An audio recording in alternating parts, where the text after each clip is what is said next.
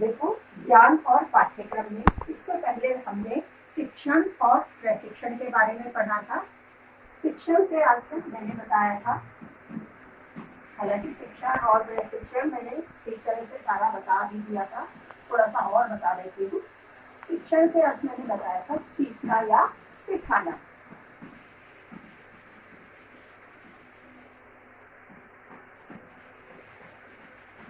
एक तरह से सीखना सिखाना, ज्ञान में वृद्धि करना, कौशल में प्रवीणता लाना, ये सब क्या है, एक तरह से शिक्षण है। किस तरह से कि जैसे कोई भी विद्यार्थी है, किसी भी तरह की जो सैद्धांतिक ज्ञान को वह प्राप्त कर रहा है, सीख रहा है, अपने ज्ञान में वृद्धि कर रहा है, वह किसमें आएगा, शिक्षण में आएगा।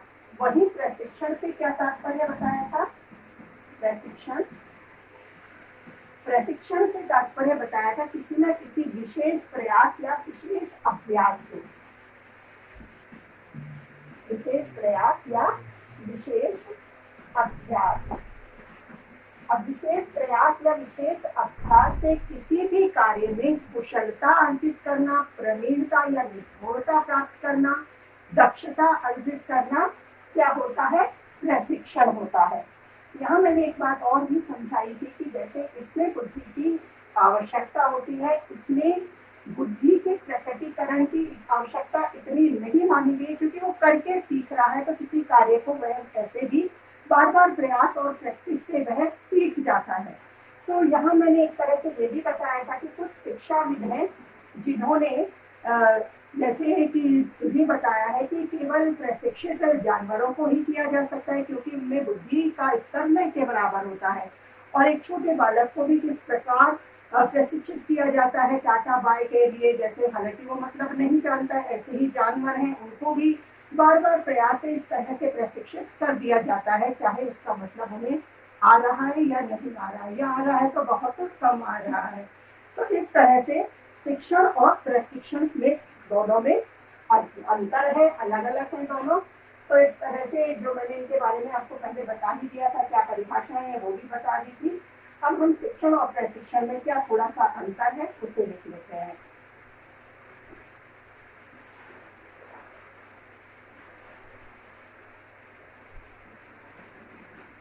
एक तरफ शिक्षण लिख लेंगे,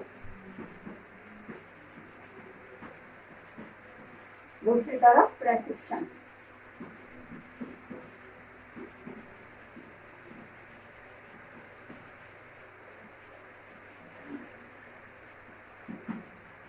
नंबर 1, इसमें हम लिखेंगे, बताएंगे कि जैसे शिक्षण का सीधा संबंध सैद्धांतिक पक्षों एवं ज्ञान के प्रतिपादन से है, या कहें कि जैसे विश्वास के परिवर्तन के साथ है।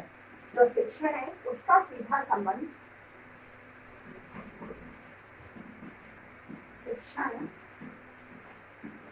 का सीधा संबंध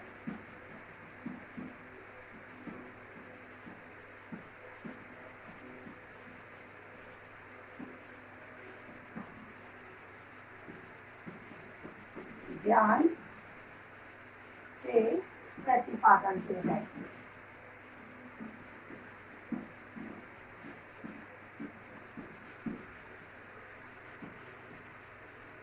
जबकि जो प्रशिक्षण है उसका सीधा संबंध किससे है, व्यवहारिक परिवर्तन से है। प्रशिक्षण का सीधा संबंध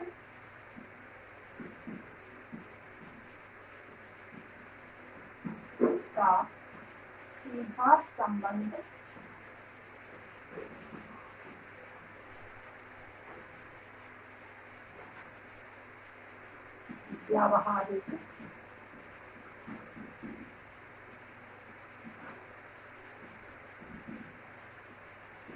परिवर्तन से है।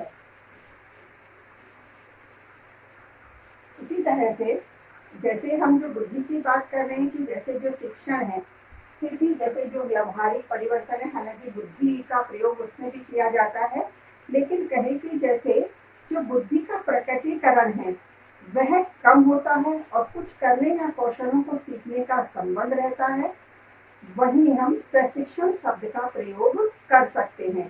शिक्षण का नहीं कर सकते, क्योंकि शिक्षण में जो बुद्धि का प्रकटीकरण है जो व्यवहारिक परिवर्तन है उसमें अधिक प्रयोग होता है या अधिक बुद्धि का प्रकटीकरण होता है। इसमें लिखेंगे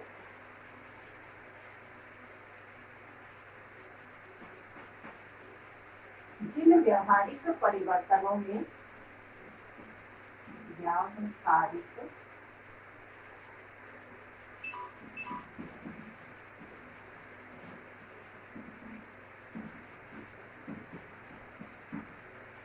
परिवर्तनों में बुद्धि का प्रकटीकरण अधिक होता है,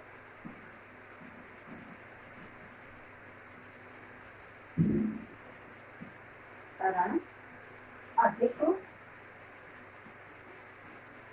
होता है, उन्हें शिक्षण कहते हैं या कह सकते हैं, उन्हें शिक्षण कहा जा सकता है।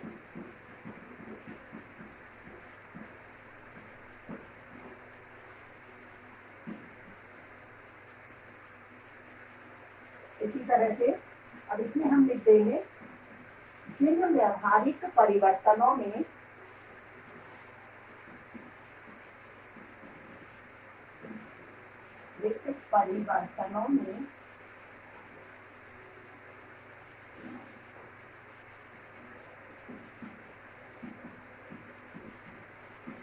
बुद्धि का कम प्रकटीकरण होता है,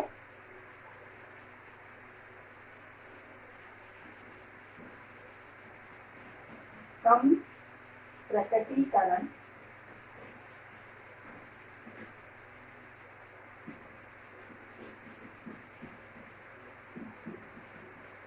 होता है, या कह दें कि जैसे किसी न किसी प्रकार की कुशलता से वो संबंधित होता है, उसे हम प्रशिक्षण कह सकते हैं, उन्हें हम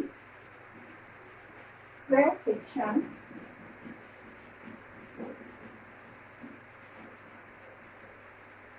कह सकते हैं। ठीक है, इसी तरह से जैसे हम ये बात कर रहे हैं जैसे शिक्षण की, तो शिक्षण में मुख्य रूप से क्या है, किसी न किसी सैद्धांतिक ज्ञान है को प्रदान करना है, ज्ञान में वृद्धि करना है। तो एक तरह से व्यावहारिक ज्ञान का जो है इसमें उसको ज्ञान प्रदान करने में केंद्र बिंदु रहता है, और जबकि प्रशिक्षण में क्या होता है, प्रशिक्षण में उसका केंद्र बिंदु व्यवहार के निर्माण में होता है। वहां तो ज्ञान में वृद्धि करना, ज्ञान को फैलाना और बढ़ाना है शिक्षण में, तो और प्रशिक्षण में क्या है, व्यवहारिकता को का निर्माण करना, व्यवहारिक निर्माण करना है उसके ज्ञान का।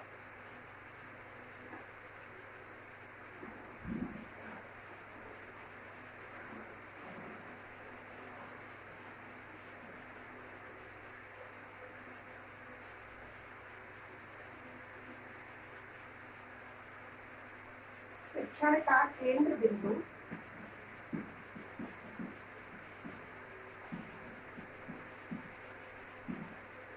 व्यवहारिक ज्ञान का प्रसारण करना या ज्ञान में वृद्धि करना है, ज्ञान का प्रसारण करना होता है।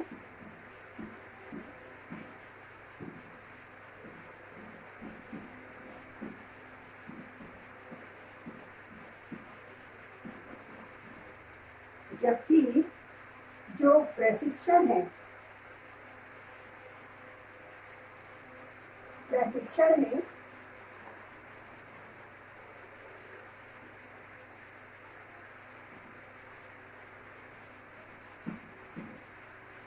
में व्यवहार का निर्माण करना होता है।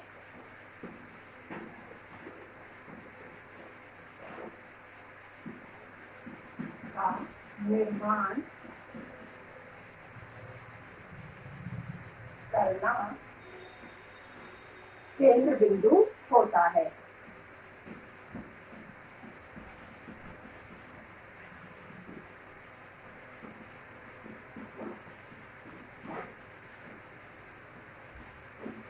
इसी तरह से अब हम बात करें इसकी कि जैसे कहें कि कोई वायुयान चलाना सीख रहा है, उदाहरण के लिए समझे तो वायुयान चलाने का जो प्रशिक्षण प्राप्त कर रहा है, सीख रहा है, चला रहा है, तो वो तो प्रशिक्षण हो गया, चलाना सीखना। लेकिन यही बात इस तरह से कही जाए कि वायुयान को चलाने की जो सैद्धांतिक ज्ञान ले रहा है, वायुयान का निर्माण कैसे हुआ है, किस तरह से उसकी प्रक्रिया है, क्या क्या उससे संबंधित चलाने से संबंधित प्रक्रिया है, उनकी सैद्धांतिक जानकारी लेना। तो इस तरह से सैद्धांतिक जानकारी लेना तो क्या है, शिक्षण है, और उसे व्यवहारिक रूप से चलाना सीखना क्या है, प्रशिक्षण है। तो हम ये बता सकते हैं, जैसे मानो वायुयान को चलाना, वायुयान को चलाने संबंधी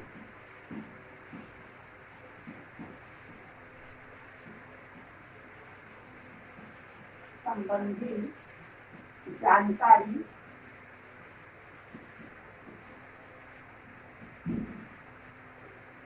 या ज्ञान शिक्षण के अंतर्गत आएगा। ज्ञान शिक्षण के अंतर्गत आता है।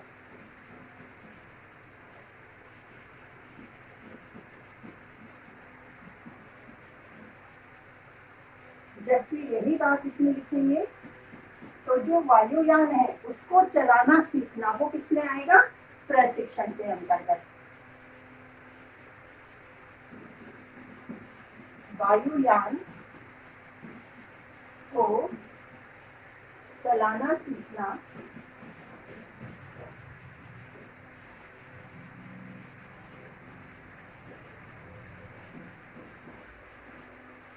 प्रशिक्षण के अंतर्गत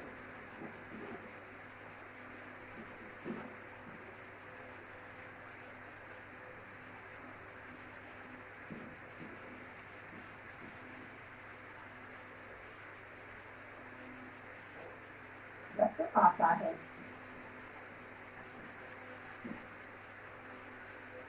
देखिए, जैसे वायुयान को चलाने की सैद्धांतिक जानकारी है, ज्ञान है, ज्ञान में वृद्धि हो रही है, वो सारा शिक्षण में आ गया। और वायुयान को चलाना सीखना, व्यवहारिक रूप से उसकी कार्य प्रणाली के बारे में जानना और उसे क्रियान्वित करना, तो वो किसमें आ गया, प्रशिक्षण में, क्योंकि वो विशेष अभ्यास से आया है। ये तो केवल ज्ञान में वृद्धि की है, सभी जान लेते हैं कि भाई हाँ जिस तरह से वायुयान होता है या ये उसकी प्रक्रिया होती है, लेकिन उसे व्यवहारिक रूप से जो चलाने की प्रक्रिया है उसे सीखने के लिए एक विशेष अभ्यास ही करना होगा, जैसा हमने प्रशिक्षण में पढ़ा है। तो वह इसमें विशेष अभ्यास इसमें आ गया, प्रशिक्षण में। ऐसे ही और उदाहरण देकर भी हम और लिख सकते हैं इसमें, जैसे 5वां अंतर लिखें तो जैसे मान लो योगा है, कई सारे और उदाहरण देकर और बढ़ा सकते हैं, और इतना इसमें बहुत है। जैसे हम योगा की बात करें तो योगा से संबंधित सारी जानकारी लेना, किस किस प्रकार से योग होते हैं, कौन कौन से आसन होते हैं, उनके क्या लाभ है, क्या हानि है, किस तरह से उन्हें किया जाता है, ये सारी प्रक्रिया है, उन सबकी जानकारी लेना, वह तो क्या है, सारा शिक्षण है। इस तरह से योग का शिक्षण लेना। लेकिन योगा को करना सीखना, उन्हें क्रियान्वित करना, किस तरह से वो किए जाते हैं, उन्हें करना सीखना, अपने जीवन में, व्यावहारिक जीवन में व्यावहारिकता के माध्यम से उन्हें क्रियान्वित करना, तो वह व्यवहार इसमें आ जाएगा, प्रशिक्षण में आ जाएगा। अर्थात योगा की जानकारी और ज्ञान है उससे संबंधित, वो शिक्षण में आएगा, और योगा करना किसमें आ जाएगा, प्रशिक्षण में आ जाएगा। इस तरह से हम शिक्षण और प्रशिक्षण दोनों में अंतर कर सकते हैं। अब हमारा जैसे शिक्षण और प्रशिक्षण वाला टॉपिक है ये भी पूरा हो गया है। अब इससे हम अगला टॉपिक पढ़ेंगे।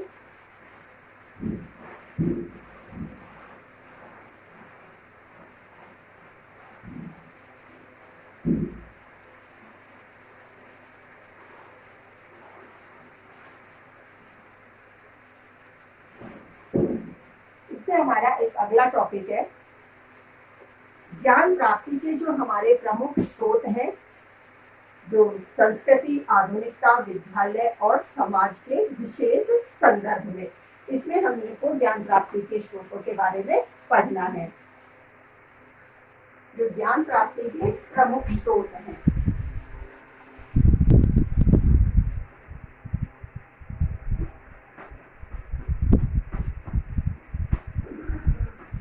ज्ञान प्राप्ति के प्रमुख स्रोत।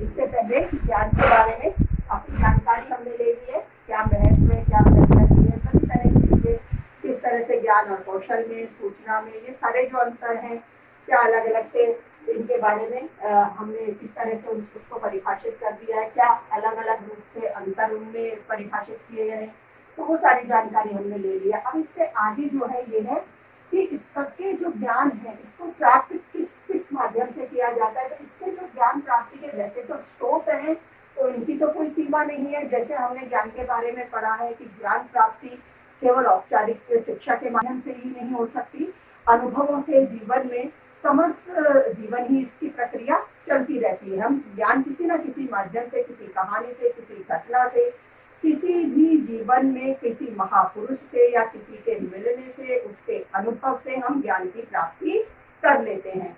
लेकिन एक मुख्य जो प्रमुख स्रोत हैं जो हमारे पाठ्य पुस्तक में पाठ्यक्रम में दिए गए हैं, तो पाठ्यक्रम के अनुसार जो हम प्रमुख स्रोतों को पढ़ेंगे उनमें है विद्यालय, समाज, संस्कृति,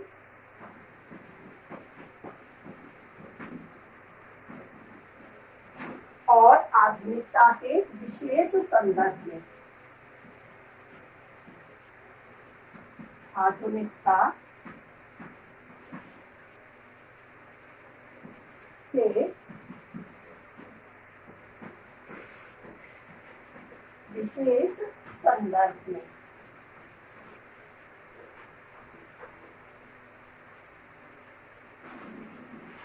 ठीक है, और इसमें से सबसे पहले जैसे विद्यालय है, हम विद्यालय को ले लेंगे।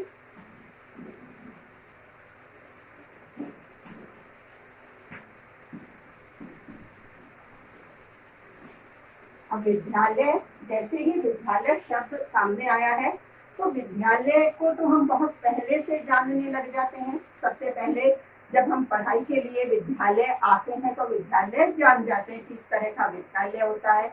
ये भवन होता है, ये हमारी कक्षा है, ये हमारे अध्यापक है जो हमें पढ़ा रहे हैं। इस तरह से विद्यालय से हम बहुत पहले अवगत हो जाते हैं।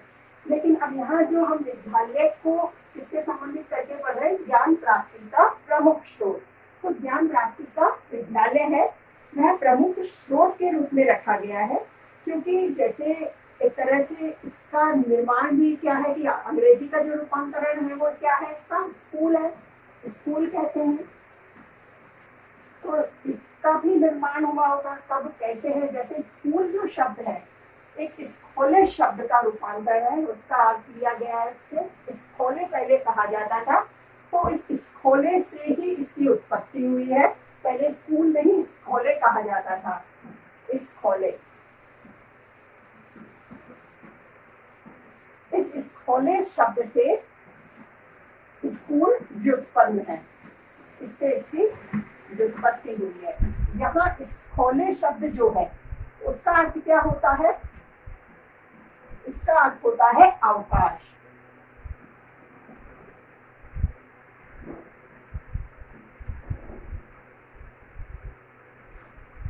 ये अवकाश है, अर्थात एक तरह से विद्यालय, स्कूल क्या है, अवकाश। तो हम इसका अर्थ इस तरह से संबंधित नहीं करेंगे विद्यालय का अर्थ ही अवकाश है, नहीं। यहाँ जो प्रारंभिक प्राचीन काल से जो अर्थ लिया गया है वो इस तरह से था कि जैसे जो प्राचीन काल में शिक्षा प्रदान की जाती थी, तो प्राचीन काल में समय का सदुपयोग करने के लिए अवकाश के क्षणों में किस प्रकार शिक्षा प्रदान की जा रही है, प्राप्त की जा रही है, तो उससे संबंधित इसको किया गया है। जैसा कि हम जानते हैं प्राचीन काल में बहुत समय पहले आज जैसी व्यवस्था नहीं थी, आज की तरह समाज नहीं था। आज जो शिक्षा है वह सभी के लिए सर्व सुलभ है, सभी के लिए प्राप्ति के समान अवसर है। कई सारे नियम बन गए हैं जिसमें शैक्षिक अवसरों की समानता बनाई गई है और सभी जाति के लोगों को शिक्षा प्राप्ति का प्रमुख अधिकार दिया गया है, सभी को बराबर अधिकार दिया गया है। लेकिन आपने इससे पहले प्राचीन काल में पढ़ा होगा कि जैसे जो शिक्षा का अधिकार था सभी जातियों को नहीं था। जैसे प्राचीन काल में समाज के भी 4 वर्ण अलग से निर्धारित किए गए थे, ब्राह्मण, वैश्य, क्षत्रिय, शूद्र, इस तरह से। तो इस तरह की व्यवस्थाओं में जो सवर्ण थे, जो उच्च वर्ण के अधिकारी थे, जो राजा और ब्राह्मण के पुत्र हुआ करते थे, उन्हीं को शिक्षा प्रदान की जाती थी। जो सवर्ण थे तो उनके पास समय भी हुआ करता था, तो जो उनके पास अवकाश का, जो समय अवकाश का था, बचा हुआ वो समय था, उन क्षणों का उपयोग वह किसके लिए करते थे? शिक्षा के लिए करते थे। तो इस प्रकार अवकाश के क्षणों का उपयोग विद्यालय वो शिक्षा की प्राप्ति के लिए किया जाना, तो इसीलिए उससे संबंधित स्कॉलर शब्द का प्रयोग होता रहा।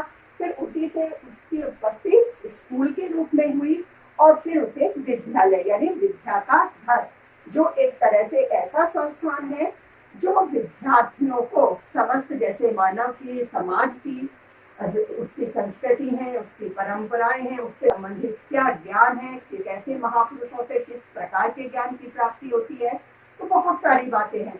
इन सभी का ज्ञान किस तरह से एक तरह से सुसमायोजित करके व्यवस्थित ढंग से कुशलता से जो प्रदान किया जाता है सारा ज्ञान, वो कहाँ प्रदान किया जाता है? विद्यालय में किया जाता है। तो ये एक ऐसा संस्थान है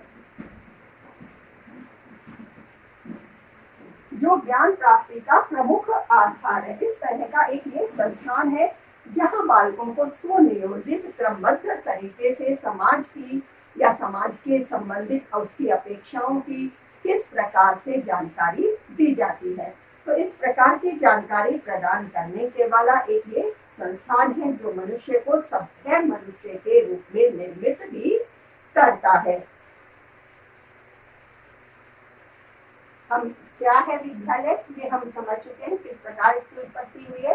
अब इससे संबंधित कि विद्यालय किसे कहते हैं, इसके भी हम एक दो परिभाषाएं लिख लेंगे।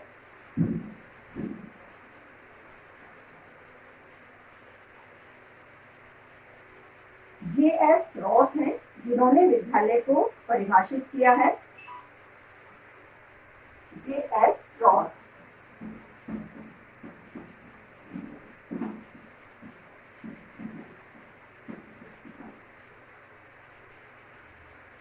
उनके अनुसार देखो, स्कूल बच्चे को समाज के सुसमायोजित और कार्य कुशल सदस्य बनाने में सहायता करने के प्रयोजन हेतु सभ्य मनुष्य द्वारा बनाए गए संस्थान है। स्कूल बच्चे को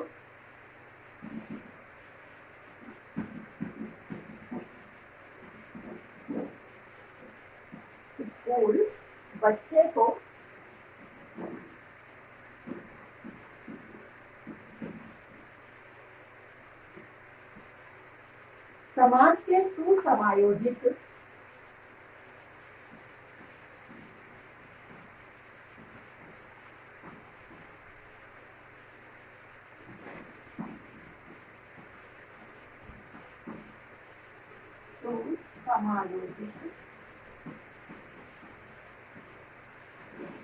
पहली परिभाषा है ये, और कार्य कुशल सदस्य बनाने में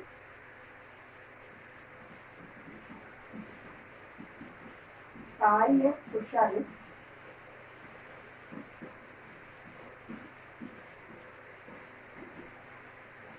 सदस्य बनाने में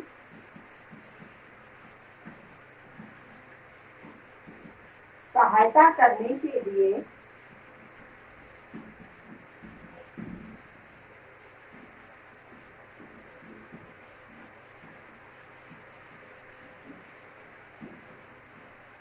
सभ्य पुरुषों द्वारा बनाया गया संस्थान है। सभ्य पुरुषों द्वारा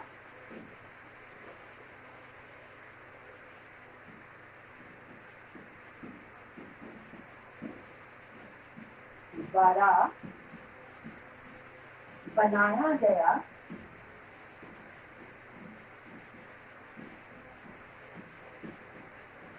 संस्थान है। ठीक है, स्कूल बच्चे को समाज के सुसमायोजित और कार्यकुशल सदस्य बनाने में सहायता करने के लिए सभ्य पुरुषों द्वारा बनाया गया एक संस्थान है। क्या है? एक तरह से स्कूल या जैसे विद्यालय। ठीक है, अब नेक्स्ट परिभाषा लिख लेंगे।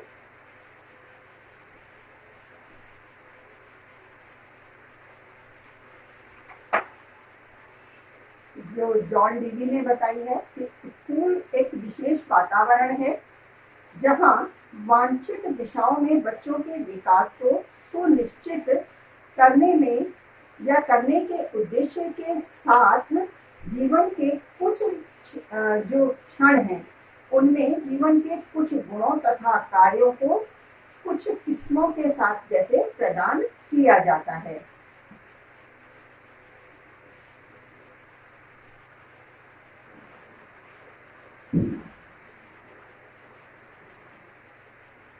जॉन डीवी हैं, उनके बारे में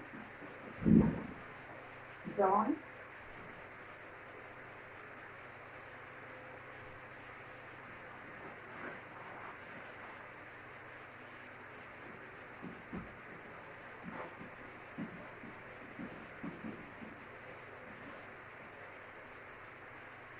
स्कूल के विशेष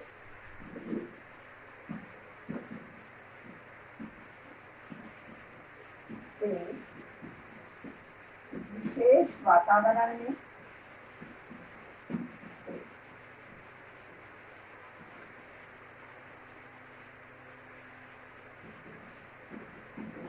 बालकों को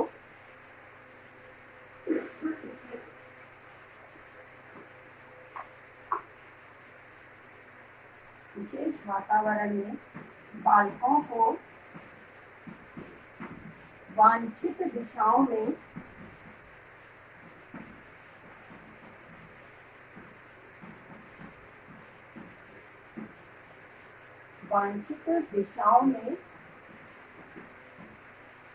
कुछ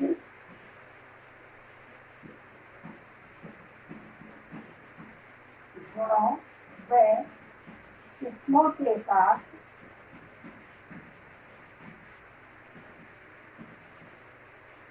के साथ एक तरह से ज्ञान उन्हें प्रदान किया जाता है। गुणों व किस्मों के साथ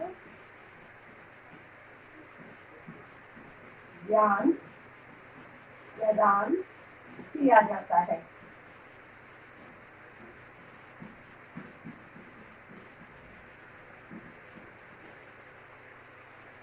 जॉन डीवी है, इन्होंने जैसे उनके जीवन या बालकों के जीवन का विकास है वह करने के लिए कुछ गुण किस्म से किस तरीके से कई तरीके हो सकते हैं, उन तरीकों के साथ ही जैसे बालकों को ज्ञान प्रदान किया जाता है। वांछित दिशा यानी जिस दिशा में हम उन्हें पहुंचा रहे हैं, जिस दिशा में हमें उन्हें सफलता की ओर अग्रसित करना है, तो उन्हीं दिशाओं से संबंधित उसी प्रकार के गुणों और किस्मों को ध्यान में रखते हुए बालक का सुनिश्चित विकास करने के लिए उसी प्रकार का ज्ञान प्रदान करने का संस्थान क्या है?